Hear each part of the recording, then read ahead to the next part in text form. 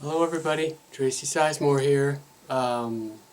Today is day 15 of RPG A Day, August 15th. So tomorrow I leave for Gen Con.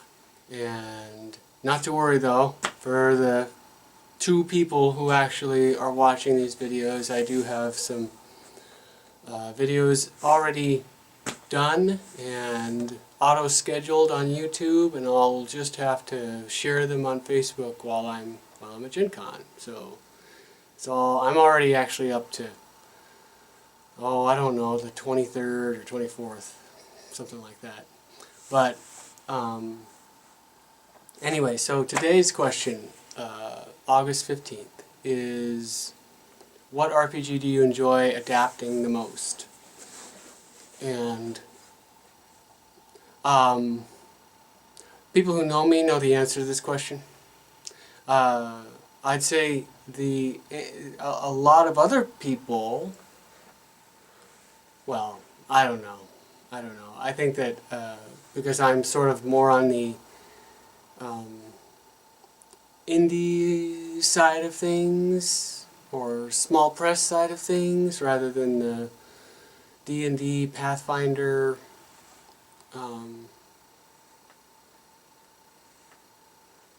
vampire kind of person.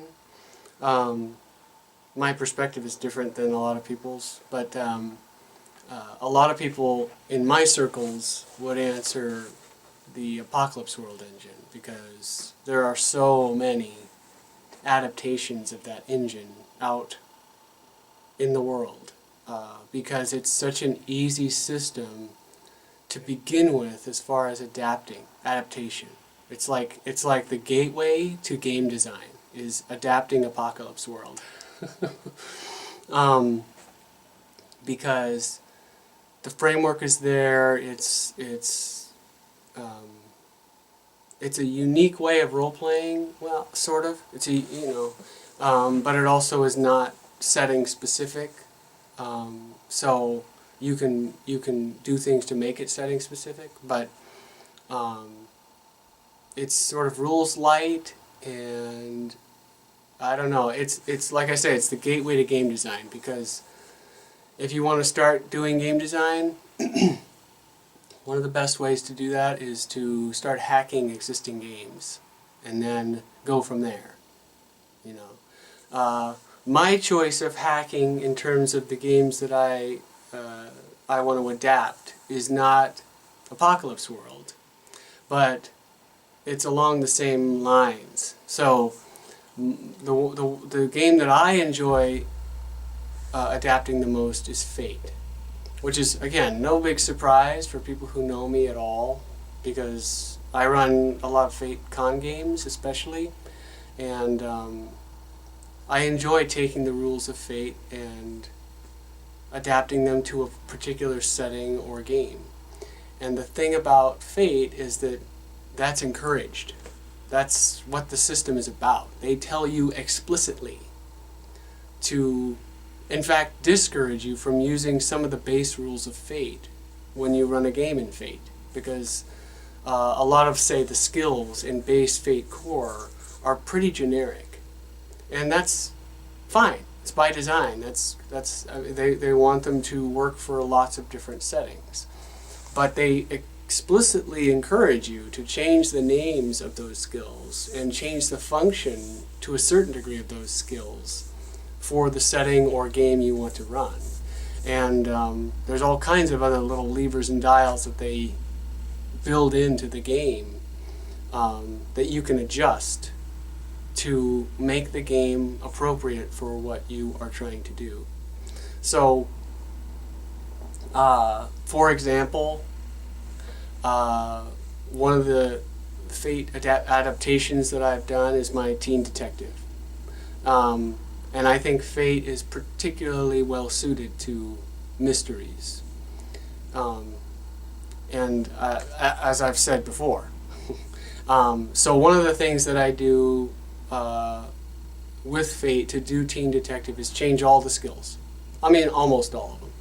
And some of the skills, like cover, are not only differently named And names matter, especially in Fate, but I think names matter in any RPG because names evoke feelings and ideas and images, and they can affect how you interact with the setting. The names matter.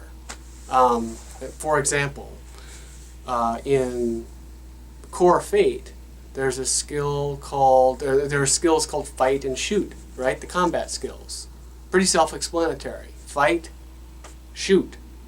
And in Teen Detective, you're not going to be doing a whole lot of fighting and shooting in high school, especially not a lot of shooting. So, and you might end up doing a little bit different things.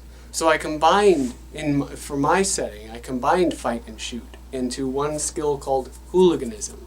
So hooliganism not only captures a specific mood, it tells you by the name of it. It tells you what the mood of the setting is and what you do in the setting. And so hooliganism can not only encapsulate fighting and shooting, but it can also, like, if you want to break into a locker rather than like lockpick or lockpick a locker. So if you want to break into it, you'd use hooliganism. If you want to lockpick it, you'd use pilfer. That's the name of the skill that I have for stealing stuff. And like I say, it just evokes a mood, and it's really critical. Turns out. Anyway, so other skills that I have adapted in Fate Core, there's a rapport skill. Really generic rapport, like getting the idea of getting along with people. In Teen Detective, because rapport is an important aspect of it, I split that into two skills that basically cover what rapport does, but also do other things. So popularity is your influence among your peers, like your other students. You know, so the cheerleader would have a high popularity because she has influence among a large cross-section of the student body or her peers. And the other skill that goes along with that is called connections, and connections is your influence among authority figures. The student council president, for example, of the high school would have a high connection skill because they have influence among authority figures, teachers, principals, parents, adults. But it also, connections also covers what resources in main Fate Core covers. Resources is your ability to have money and be able to afford things. In my Teen Detective, connections takes care of that. Again, it's your influence among authority figures. You're a high school student. You don't have very many resources. So it really comes down to what your influence is among your parents and other adults on how resourceful you are in terms of what you can get your hands on with money. So the point I'm making is that adapting games, and especially Fate, to a specific setting or a specific adventure that you're trying to run can make all the difference in terms of player engagement, because those skills, those changes you make, are critical to how those players are going to interact with your adventure. It tells them what they are supposed to do and what you are going to expect them to do in the adventure that you are running. If you have a skill that doesn't apply to the setting you're in, like shoot. Shoot doesn't really apply to Teen Detective, so why have it? Shouldn't be there. People shouldn't be spending points on shoot. And so it shouldn't be there. And that's sort of the idea of adapting games to specific purposes, you know, I think. Anyway, I'm going off on this tangent again, but this is what I do, so, you know, like it or not. But So Fate, that's my answer. Besides that, stunts.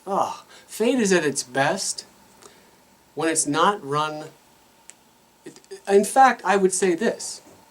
I would say Fate is at its best when it's not run straight up.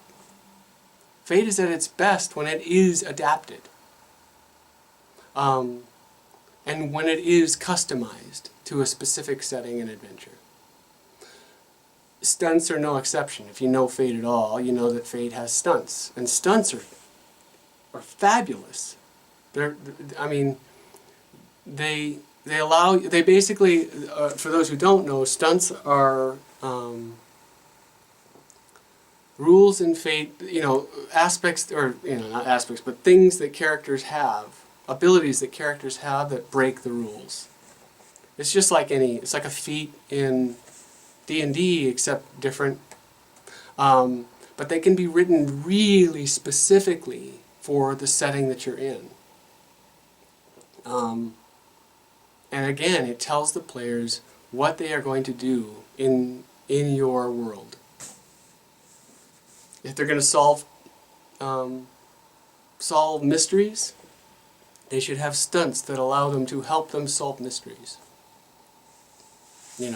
So Fate is at its best when you've taken the time as a GM or a game designer to really think about what you want your players to do in your world, and then adapting the rules in all ways to point to that, to cull it down to those things and get rid of the rest.